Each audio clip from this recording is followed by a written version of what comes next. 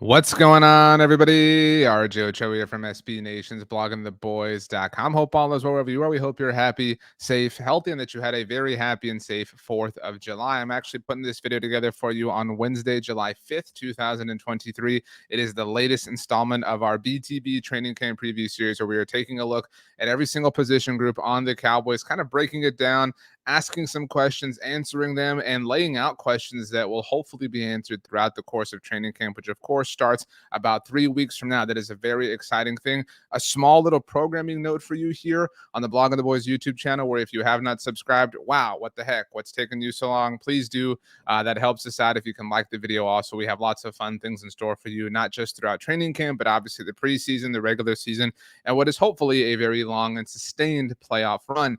But I said that today is Wednesday, July 5th, 2023 for me. This is the first of a few videos that I'm going to be shooting between today and tomorrow in my real time. I'm traveling next week with my family. So this training camp preview series is something that we're working on, obviously. So I'm going to be shooting a few of these ahead of time. I'll tell you the date every time I do it, just in case something weird and wonky happens. There should be no real NFL news while I'm out. But if there is, heads up, but we'll figure it out as we go along.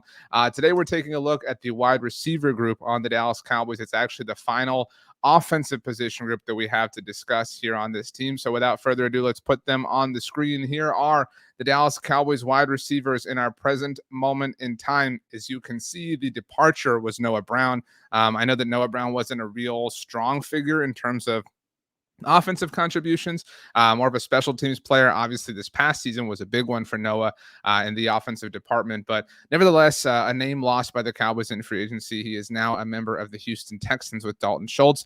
As you can see, we have listed Michael Gallup, Brandon Cooks, and CeeDee Lamb as the starters. It's not really in any order, just kind of how we typed them out, so nobody freak out.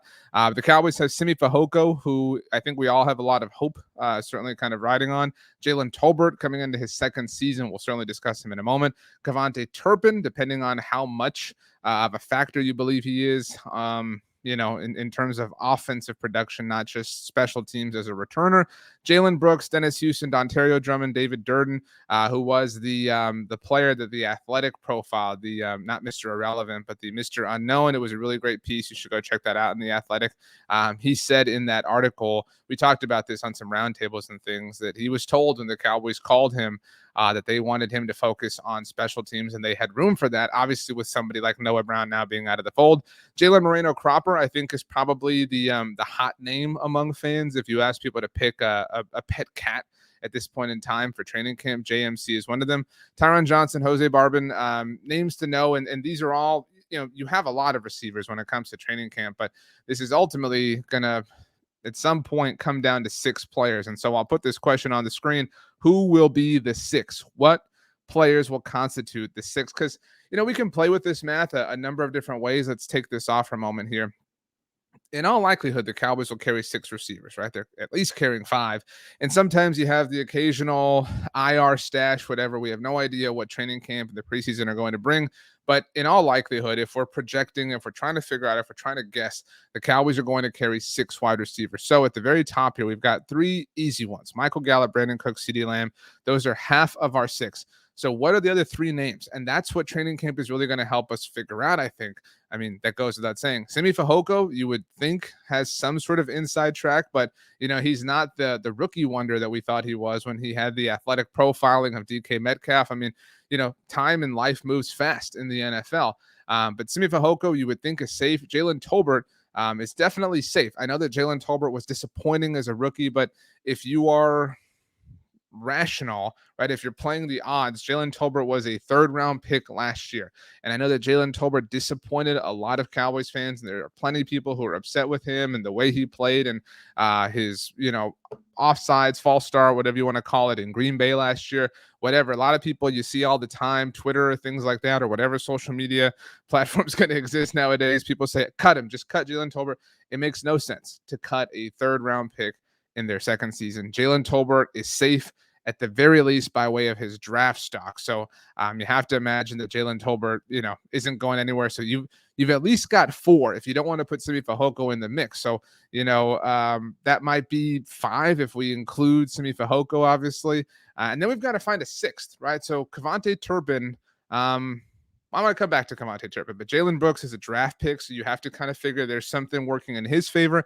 Jalen Moreno-Cropper, like I'm saying, if there is an undrafted free agent, if we believe outside of the core three that Simi Fehoko and Jalen Tolbert are both safe, we really only have one more spot, right? Because roster decisions surprisingly get difficult. Do you want to carry through quarterbacks? How many offensive linemen are you going to carry? How many defensive linemen are you going to carry? That extra defensive tackle, that extra pass rusher, that extra corner, that extra safety, right? Like you can only go long at so many positions. And the reality when it comes to KaVontae Turpin, to KaVontae was on one of our podcasts during the week of the Super Bowl. He was on with the First and 10 crew. You can listen, obviously, to all of our podcasts on the Blog on the Boys podcast network. And he said that it was a goal of his. I'm paraphrasing here.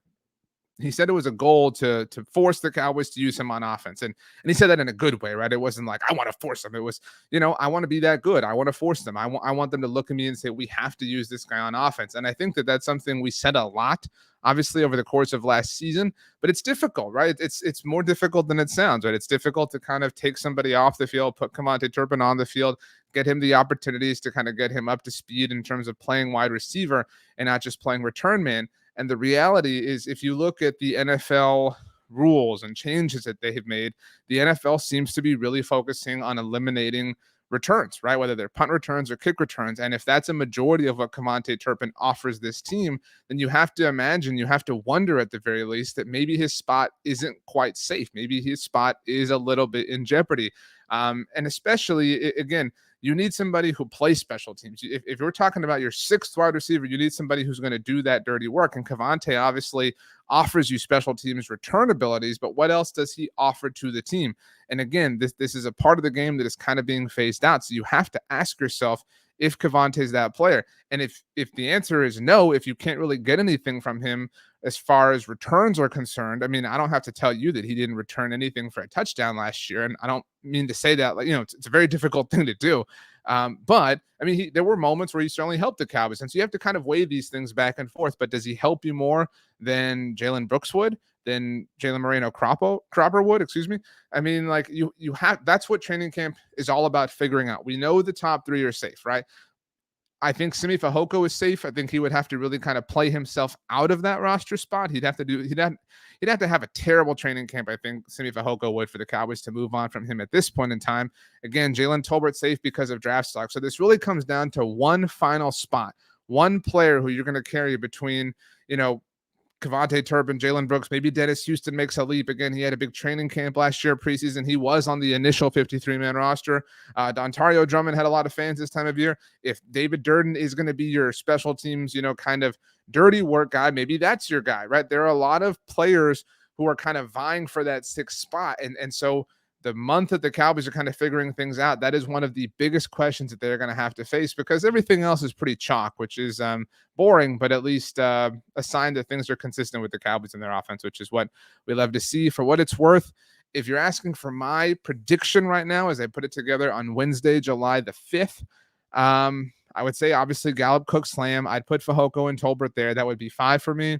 And then I think they're probably ready for a different lottery ticket, whether that's Jalen Brooks, who they did draft, and that's notable, obviously. Sorry, I'm watching the Astros game behind you, and Yainer Diaz just went yard, so let's go. But it would make sense. And again, if Jalen Moreno-Cropper has an incredible camp in preseason, that's what this is going to come down to. The way KaVontae Turpin did, right? To be honest with you, that's KaVontae Turpin made it impossible for the Cowboys to cut him last preseason. Who can do that? Who can be that guy? Who can have the amazing training camp and the amazing preseason to be the sixth wide receiver on the Dallas Cowboys roster when it's all said and done? That is one of the biggest questions that we're going to obviously have them answer throughout the course of training camp, which is exciting. Next up in our training camp preview series, we will take a look at the defensive line, shifting over to the defensive side of the ball. As mentioned, I'm excited. There are a lot of defensive linemen that we're definitely excited about. My name is RJ Ochoa. You can follow me on Twitter or Instagram at RJ Ochoa. On TikTok, rj.ochoa. If you would like to send me an email, you can do so, rj.ochoa@sbnation.com, or you can leave a comment down below. We'll do our best to get to those. Also, like I said, hope you had a very happy and safe 4th of July. Hope you're ready for training camp. We are getting closer and closer and closer. Please do not forget to subscribe to the Blog on the Boys YouTube channel, and please also have yourself a wonderful day. Thanks for hanging out, everybody. We'll see you next time.